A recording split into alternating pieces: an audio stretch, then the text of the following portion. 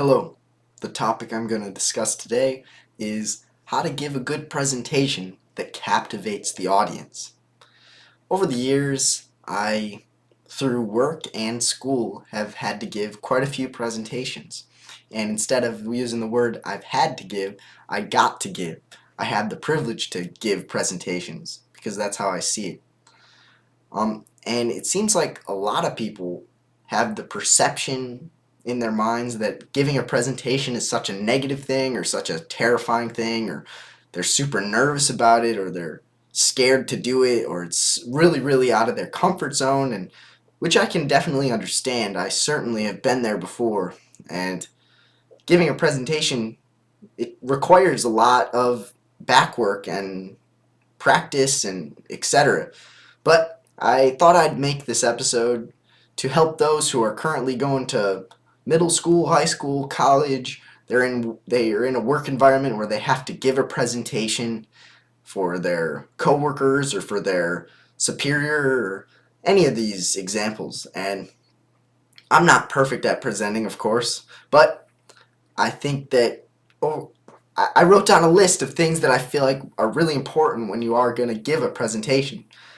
And so I guess the first thing that's the most important, in my opinion, is if you're given a topic and you don't know that much about the topic, there's no way you're going to be able to give a presentation that captivates the audience unless you actually take the time to research it, talk to other people about it, start learning about the subject, dive into the complexity, and it's just going to be way more deep and interesting than you might have thought. And the key to this is to look at the presentation as a discussion.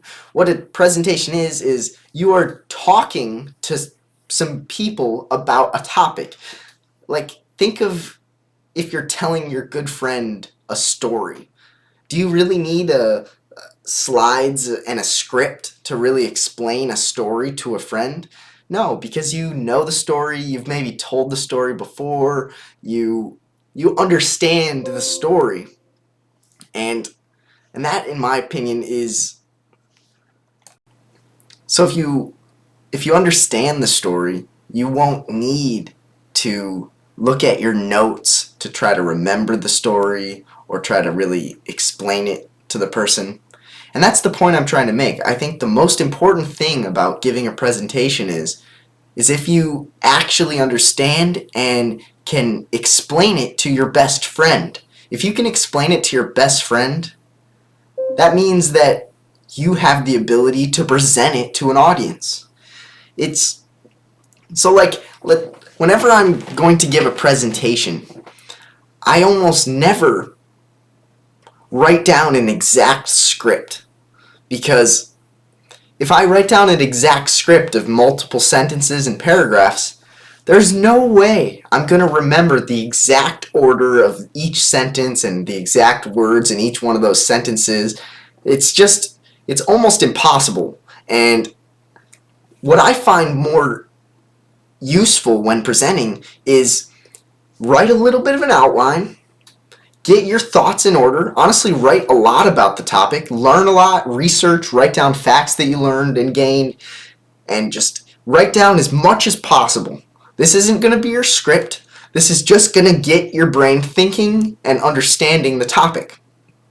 Then, once you feel as if you've understood the topic pretty well enough to explain to someone, go to your good friend and just explain a little bit about the topic. Hey, I learned a little bit about this. I found this really interesting. This really made my gears turn. And if you can explain in conversation form, you're on your way. Because whenever I give a presentation, I'm not sitting up there attempting to remember, now what sentence did I put after this? What's my next phrase that I use?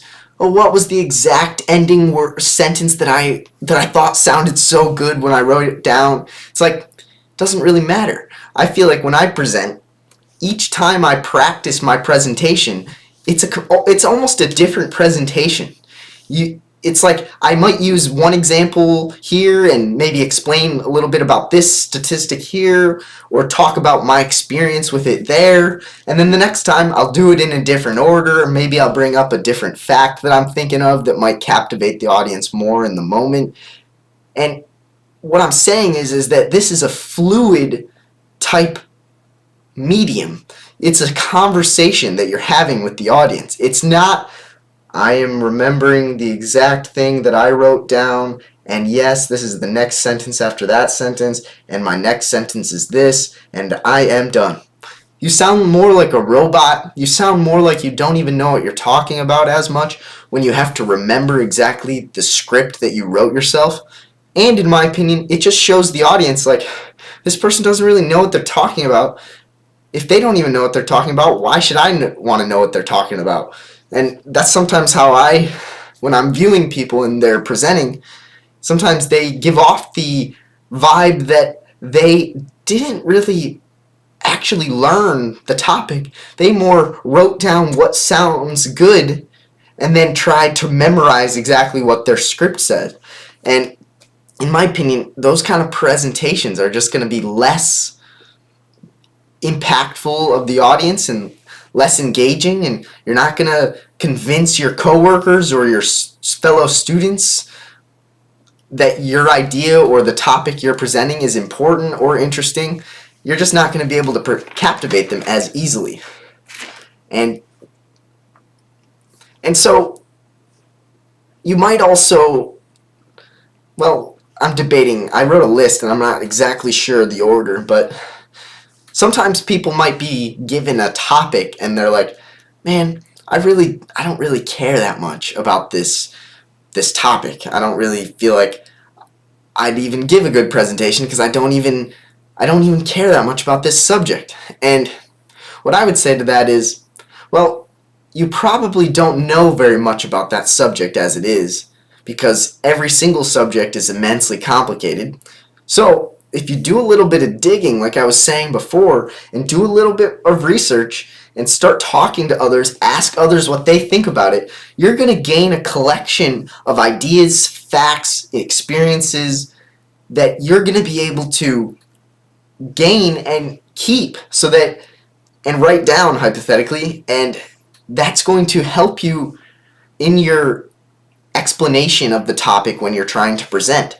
But if you have this attitude of apathy where it's like, yeah, I don't really care that much about this, I have to do this presentation because I was told to, and you're giving off this type of energy, the entire class is going to have the same energy as well.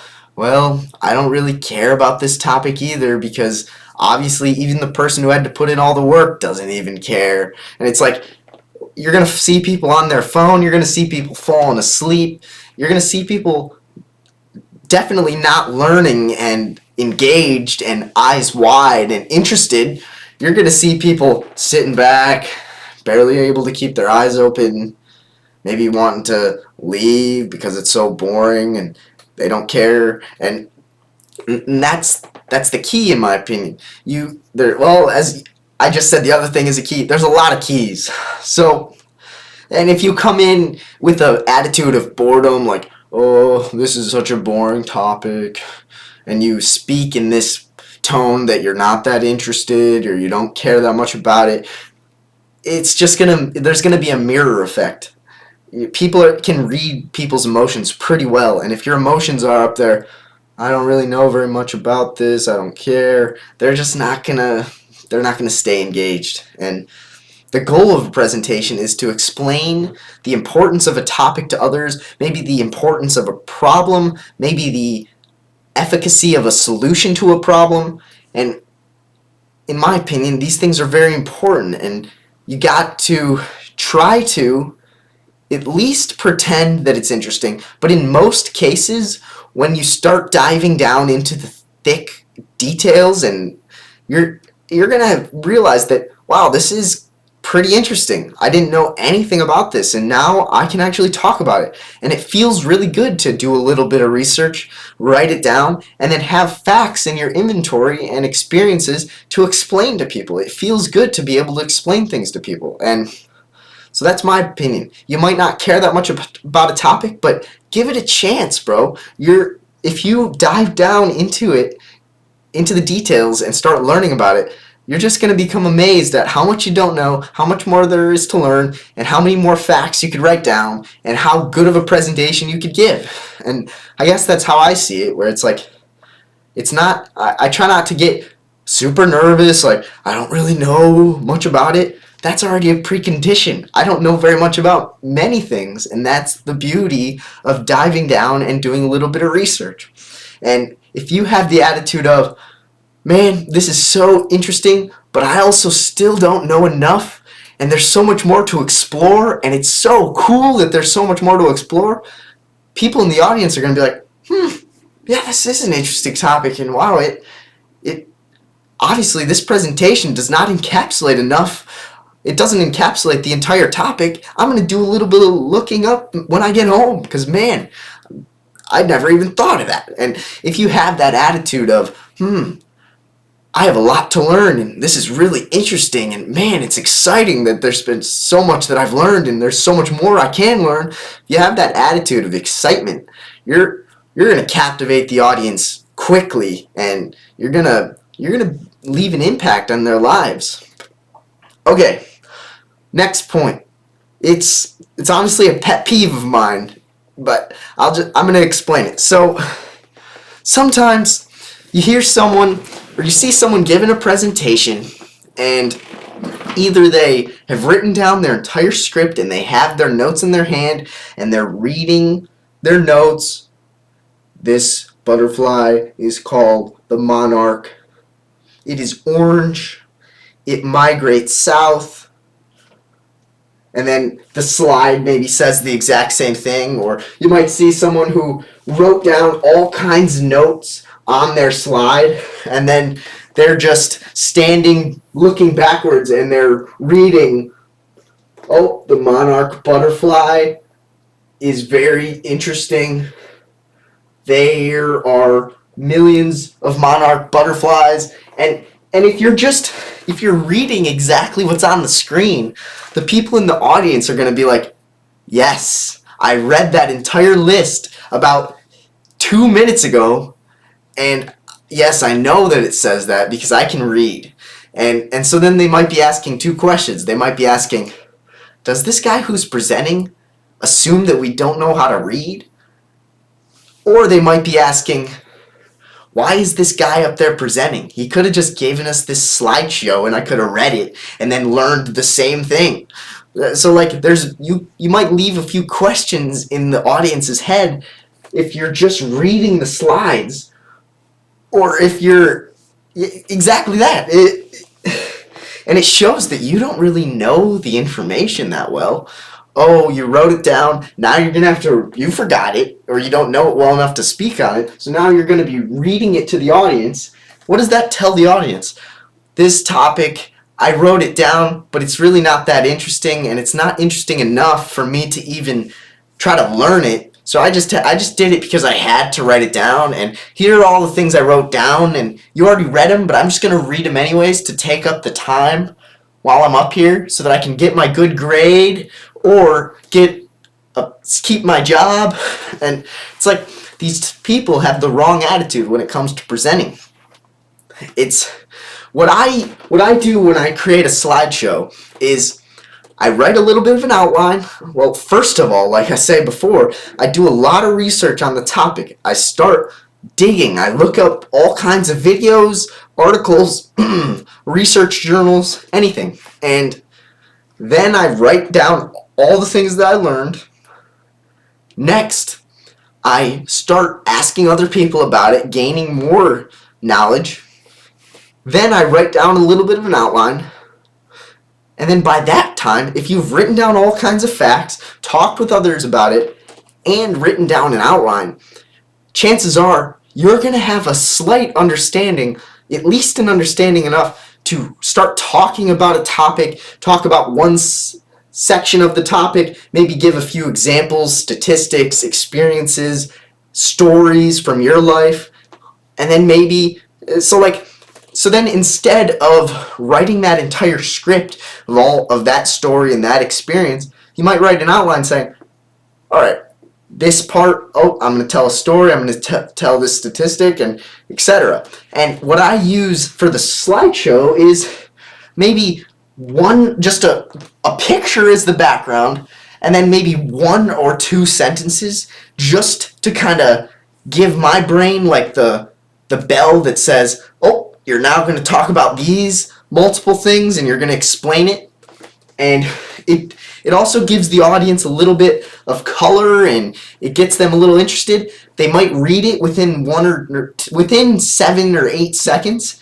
So then they read it and they're like, yeah, that's interesting, but I still don't know very much. And then they're forced to listen to you explain the experiences you've had, the stories you could tell about it, the statistics, the facts. And then they aren't sitting there having to read the whole slide. They read it, but now it's being supplemented by your commentary. And it shows because you're not looking at the screen. You're not looking at the screen the whole time reading. If you're looking at the screen the whole time trying to read, chances are you're not going to be able to get a gauge on what the audience is thinking because they're looking at your back and you can't see their face. And that's another point that I'll get to soon, but this is my advice when it comes to giving a presentation.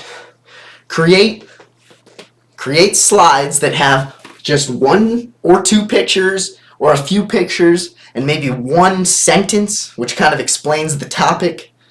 Then, if you have researched it enough and have practiced it enough, you will have the facts and stories and supplemental information readily available. And oh no, you didn't say every single fact that you learned. That's a lot better than writing down every single fact that you learned and then reading it in a boring way up on the screen. People aren't going to be as captivated. And maybe you could throw a few facts on there or a few more, and maybe you can read them. But this is the key difference. Instead of just reading exactly the way the slide is written, maybe read the 1 phrase, then give a little bit of commentary on it. Explain why that you think that's an important phrase or why you think that's an important statistic. Talk about it a little bit. If you do that, the audience is just going to be way more engaged. It's instead of them having to read it, they can read it, but then they can learn with you as you speak. And so that's another important key. Get a little bit of an outline in your brain and use the slides as a guide. Once you see that picture of the butterfly, you're going to know, oh, now it's the time where I explain the butterfly and all of its facts and a story that I have when I encountered a butterfly to get a little bit of laughs and to keep the audience interested. And this is all just a hypothetical presentation about a monarch, but you're getting the point. Instead of me writing a few paragraphs of information down and then reading it, I then have 1 or 2 sentences, some pictures to make it look pretty, and then I use my brain to remember and reiterate what I've learned. And so that was my other tip. Here's another tip.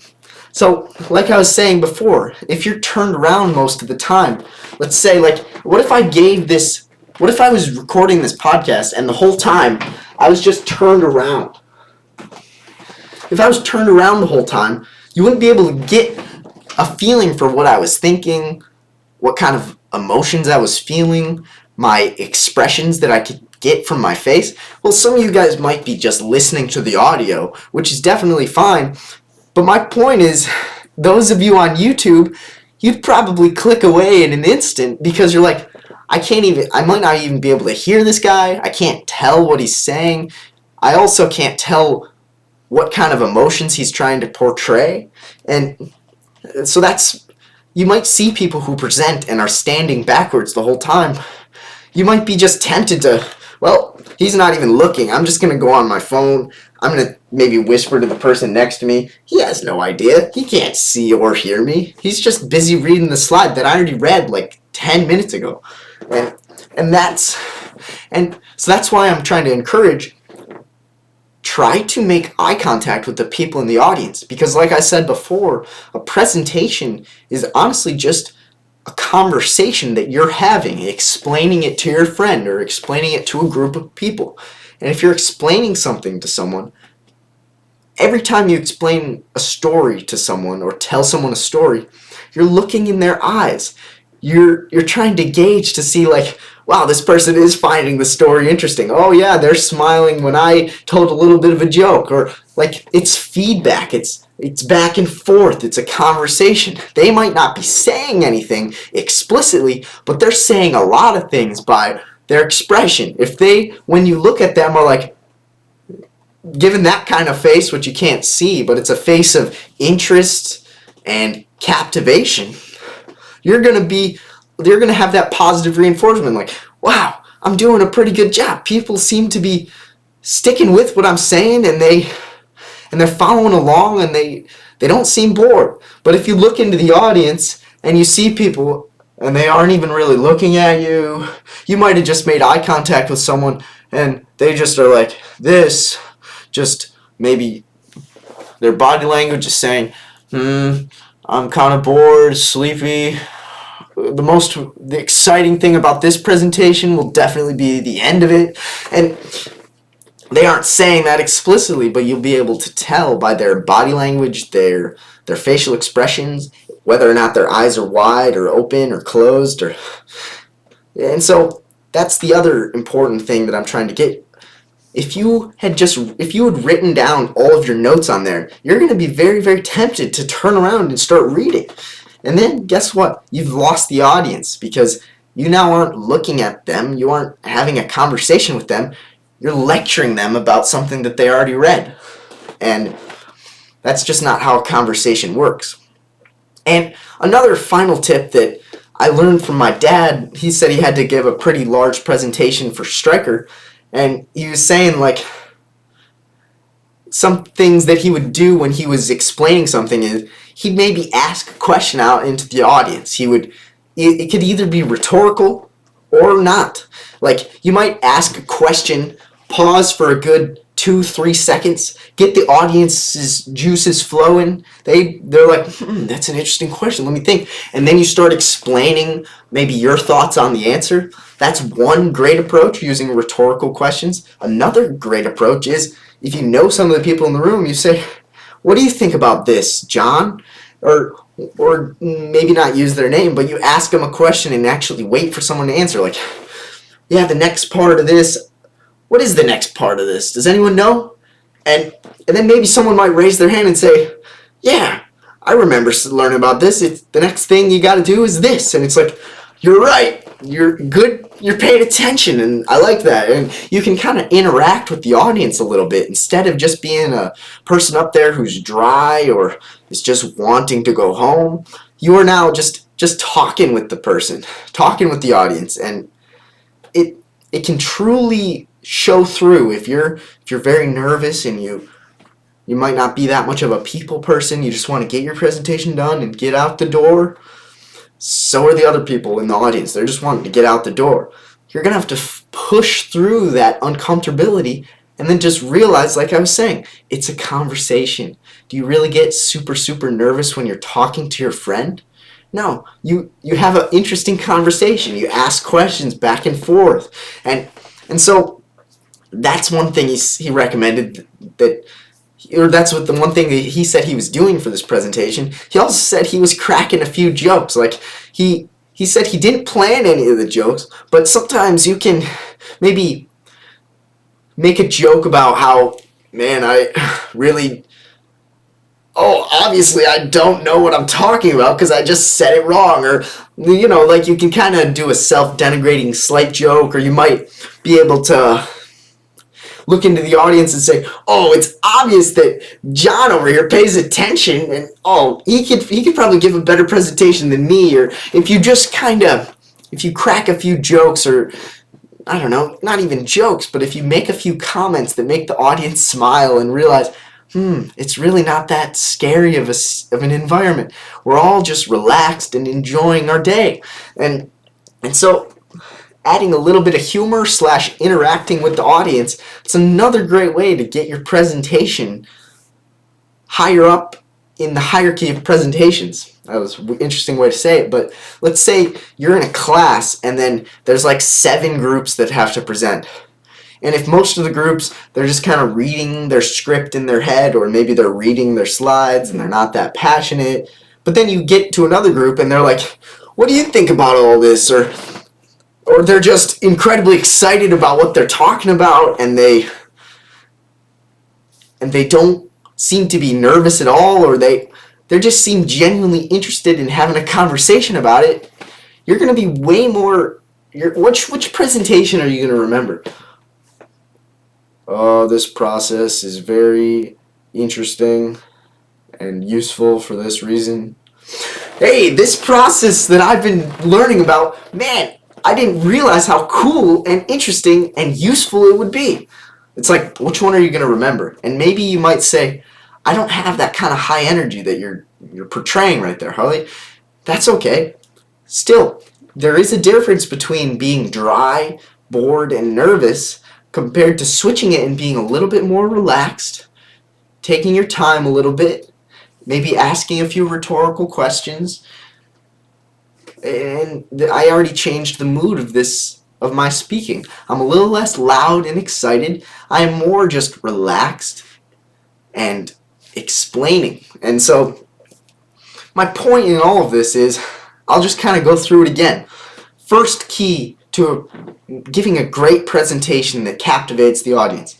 You really got to learn what you're presenting on. If you don't know what you're going to be talking about, you're not going to be able to captivate anyone. Next, become a little bit excited. It might not be the most interesting thing in the world that you're having to present on. Boo-hoo. You're still going to be able to find things that are interesting and that are going to be able to surprise the audience or make them think, or you're going to find things that are interesting and portray it. Next, use slides as a guide. Do not use them as a script. And also, like it goes with the first thing, learn it. You don't need a script. You have your brain, which is one of the best supercomputers out there. Next, make eye contact with the audience. Look around the room when you're talking. Don't just look at one person the whole time or one direction. Don't just look above them at the ceiling. They aren't going to pay attention to you. If you're walking around and looking at Jimmy, then looking at Johnny, then looking at Sarah, you're going to force the people in the audience to be like, huh, he's really paying attention to us. I better pay attention to him. And next, interact with the audience. It goes right in hand with that eye contact. Maybe ask a few rhetorical questions. Maybe put someone on the spot. Someone you know who can take it. Maybe tell a little bit of a joke. Tell a story that has an interesting hook, but also has a funny ending, or who knows. You're creative, I know it. And if you do all these things, your boss is going to be so pleased. You might get a raise. You're going to get a great grade on your presentation, which is not as nearly as important as you're going to learn about this topic. You're going to be able to tell others about this captivating idea. It's not going to be something where it's a one and done, whew, I got all that out of the way, I never have to think about it again. It's I'm growing as a person when I'm doing this. I've gained a lot of knowledge and experience just in doing this presentation and doing the research. Now I'm a different person, a better person, a person who can explain this to others. And that's exactly what a presentation is. It's you challenging yourself to see if you can learn and understand a topic. Then, if you learned it well enough, you are now able to explain it to anyone and everyone. And the people who can explain ideas to people are the people who are leaders and are the people who make the world turn. And which kind of person do you want to be? I'll leave you with that rhetorical question. Thanks for sticking around to the end of this episode. If you found this discussion meaningful or engaging, feel free to give me a rating on Spotify or Apple Podcasts. Be sure to like, subscribe, share, comment on YouTube. Share this with your friends. If you found it meaningful, I'm sure they would too. Thank you so much, guys. Have a great rest of your day.